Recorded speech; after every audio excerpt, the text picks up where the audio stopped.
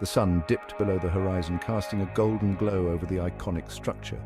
The sky blazed with orange and purple hues, painting a breathtaking canvas that seemed almost surreal.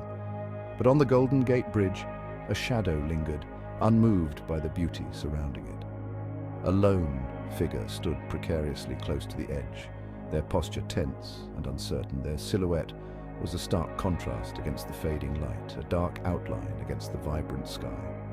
The wind whipped around them, howling through the cables and adding to the sense of isolation. It tugged at their clothes, a silent plea for them to step back. Below, the water churned, restless and relentless. The currents were strong, unforgiving, a reminder of the power of nature.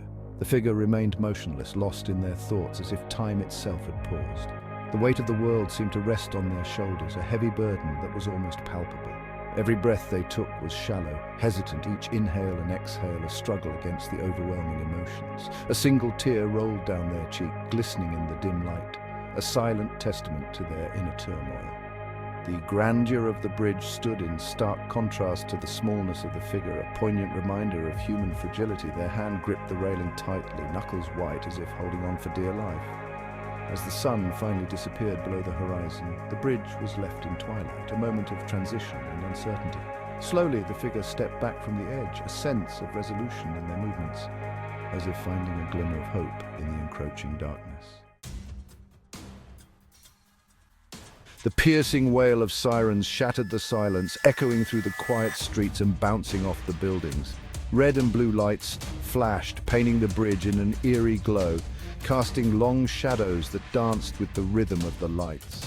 A police car screeched to a halt, its tires leaving marks on the asphalt, the urgency of the situation palpable. Two officers emerged, their faces grim, their movements urgent yet controlled, a stark contrast to the chaos around them. Every step they took was measured, calculated to avoid startling the distressed individual, their eyes scanning the surroundings for any signs of danger. More vehicles arrived, fire trucks, an ambulance, each one adding to the growing sense of urgency and importance of the scene. The air crackled with tension, a palpable energy that seemed to hang over the scene like a heavy fog. Each emergency responder knew the stakes, their faces set with determination, their training kicking in as they prepared to act. They had trained for this. Now every second counted, every action meticulously planned and executed with precision. The officers approached cautiously, their steps slow and deliberate, their eyes never leaving the distressed individual. Their hands raised in a gesture of peace. They spoke in calm, soothing tones, hoping to defuse the situation without further escalation. "Hello," a voice called out. It was Officer Johnson, the lead negotiator. His voice was calm, steady, a beacon of hope in the growing darkness.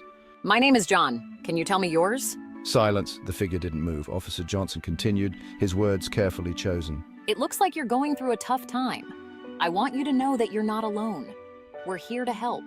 He kept talking, searching for a connection, a glimmer of hope in the person's eyes. Below, the firefighters worked swiftly. They unfurled a giant inflatable cushion, a safety net should the worst happen. Their movements were precise, practiced. Every member of the team knew their role. The paramedics stood by, their faces etched with concern. They were ready to provide immediate medical attention if needed. Their eyes darted between the figure on the bridge and their equipment, their minds racing through possible scenarios. Officer Johnson's voice continued to wash over the bridge. He spoke of hope, of second chances. He listened intently for any response, any sign that the person was willing to engage. The paramedics prepared a stretcher, their movements efficient and quiet. They knew that every second counted, and they were ready to provide emotional and medical support the moment the individual was brought to safety. The wind howled through the night, a chilling reminder of the precarious situation.